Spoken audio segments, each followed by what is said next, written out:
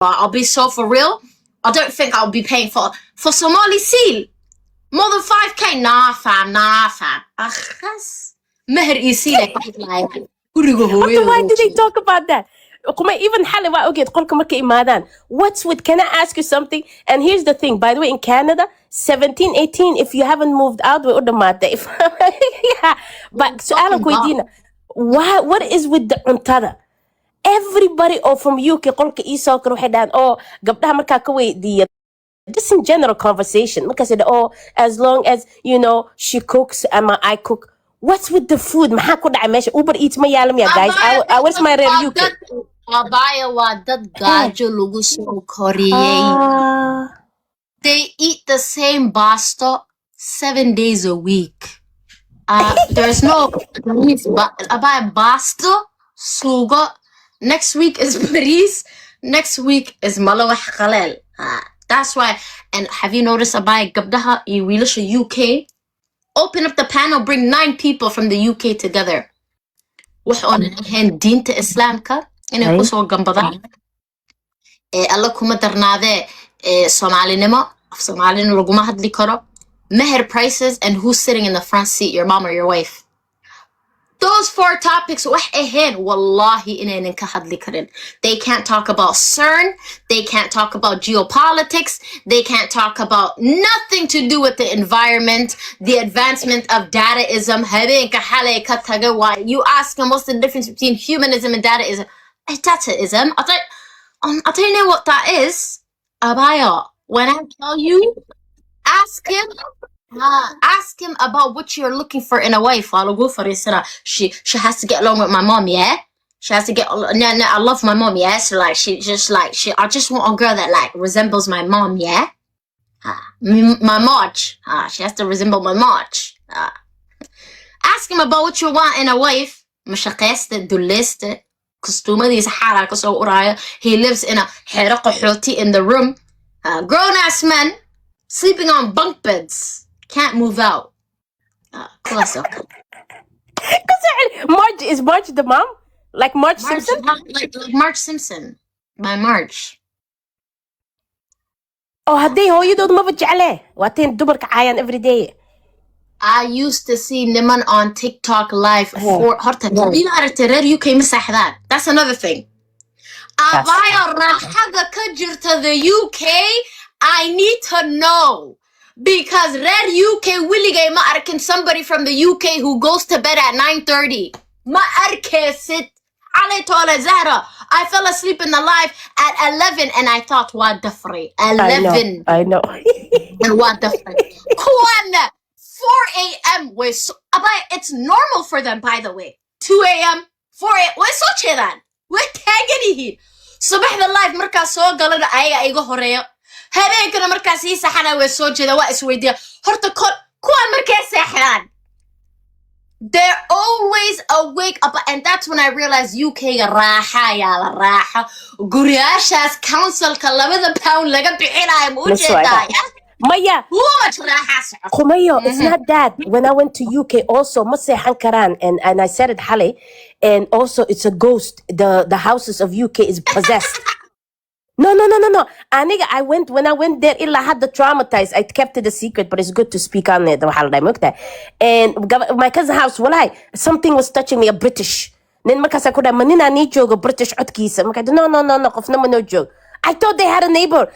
Listen, the houses are possessed. Masay hankaran, hadi kala how British or 18th century akwasay. These ghosts are possessed, man. Because that's why they're up. I can understand. And maybe we're up, maybe they're waiting for daylight. You know, when daylight comes, usually ghosts disappears. You know, they won't haunt you in daytime.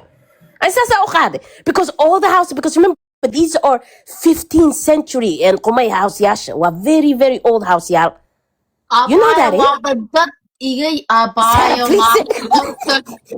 the UK go at 2014. When I tell you guys, I have never been so culturally shocked in my life. The living room is actually a room. Like, we call the living room a living room, like open space. Their living rooms are actual rooms. That's number one. Number 2, qasaalada darka lagu dhaqayo is in the kitchen. Number 3, they don't even Wait have a second. central. The laundry is in the kitchen. Cuntadaaba galayse burkii sambuuska. Haye ku saxan haye. And the laundry حتى ما أهن the big washing machines أنا كهسن and the dryers ومد old school عمل or just بيدا كدوقة درك ساس وكركراعة and the بناك كوران the backyard. Africa and I choke no. If you don't need. You ever want to leave Canada and America before you go to Africa? Go to the UK first. Before you go to actual Somalia, kaso kalanjibi the streets of London. Aray Doliga is the size of half of my body. That's number 1. Number 2, the streets are so combusted. Everything is so. Everything is good. You feel like Sani San Hadala Jitka the Waba Qadatay. Allah kuma darnade central AC Mahistan that can Aniga Malata Yabr head summertime waye and every 3 talaba that qadated in the house there's a fan. I'm like, can we turn on the AC? Oh, we don't have AC. Heater can hada fi so heater ki horay birti ahead. Birta. The big birds are guriga u wada yaalo kuligooda. Albaabka ka soo galay there's a bir right there. Qolka galay there's another bir right. Allah aniga maxaa yaabay. I said, kuwan dhaqan celis maba u baahan. You guys illa waxa fobs la tihiin. It's because mama aragtiin ana ka jidadkeena abayo when you come to Canada and America xaasidnimo ma jidadka loo dhisa asleedahay. Yes it is. Yes it is hassle. Oh my God, everything congested, compressed, everything. Ariri, bio, wasaq, guriyasha. Why do you think a lot of them live of kamarke so galaan abay wujiyasha lama arko? Green screen. Because sida qumayo kale. You think their ceilings sano kale inu yalo wallpaper abayo wa ceilings ko hala they say 1587. It's standing on its last leg. Guriyashooda xataa kuma ordi karaan. Why? The mom's gonna say, "Waya orada guriga ka jooji." Why? Because they don't have tiles.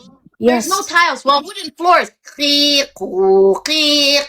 Allah nigay. Allah sa uya bahada. Sana. Manoloshara kunoshi red UK. And that's why, Kumaya, that's why hadda Somali, I know the ones who've been Somali, Africa, ayaga u badan, qurba joogta u badan, oo travel garaysa. That's why maalin walba hadda midaak soo qoraysa commentka, view is low. Dilada gus caabudka from UK, waxay aad isliya fadhida right now. Kulligooda they go to Africa ama Somali, ama Dubai.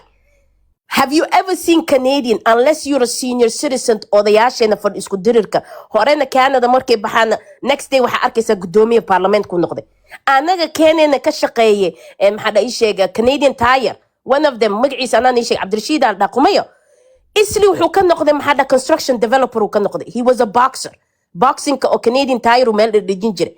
Markaas inta ku arkay Facebook ada wariya Cabdirashiid goorma developer noqotay architect. Markaas ku dhaay message private igu soo qor afkaaga dheer iga xiro waana ku soo diray lacag. Mind your okay ada waska aamusan mind your business. dadkeena kulo quality zero galeba ma arkaysid maxaa dhaay inaagahan gus caabudka laakiin hadda aadi Soomaaliya kumayo waa all Irer America spring break waxa isku diyaarinaa Florida inaa kasoo niikino iyo Atlanta iyo Miami iyo LA iyo New York. Kuwale they're going back to fucking Kenya iyo Somalia. Maxay daanta? Maxay isdaamaan abayo UK-ga iyo Somalia maanta maxay isdaamaan? Absolutely nothing. Somalia jidka daamarisin waa lagu xadaa mindin waa lagu gilnaa. UK-gana daa taagada waa lagu xadaa mindin waa lagu gilnaa.